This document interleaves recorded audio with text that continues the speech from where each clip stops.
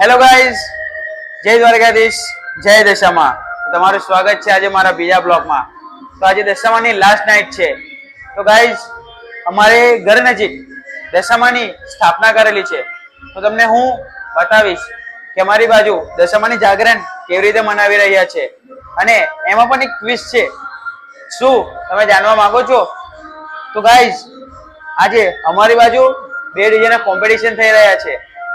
એમાં તમને કંઈક અલગ જોવા મળશે કે નાના નાના છોકરાઓ મસ્તી કરતા જોવા મળશે, સ્ત્રીઓ ગરબાના તાલે ઝૂમતી જોવા મળશે, પ્લસ કે બધા બુજુર્ગ અને નાના ગરડા માણસ જેમ કે આપણા ઘરના મોટા માણસો દશામાના સાનિધ્યમાં બેઠા હશે.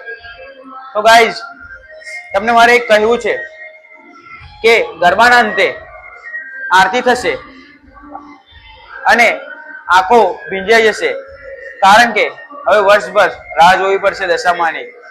કેમ કે હવે દશામાનો આજે લાસ્ટ ડે છે. તો આંખમાં થોડી દુઃખ પણ રહેશે અને મનમાં થોડું ખુશી રહેશે, કારણ કે આજે દશામાની જાગરણ છે. તો ગાઈઝ, તમે જોઈ શકો છો કે આજે થોડું ખુશી પણ છે અને થોડોક ઉદાસ પણ રહેશે.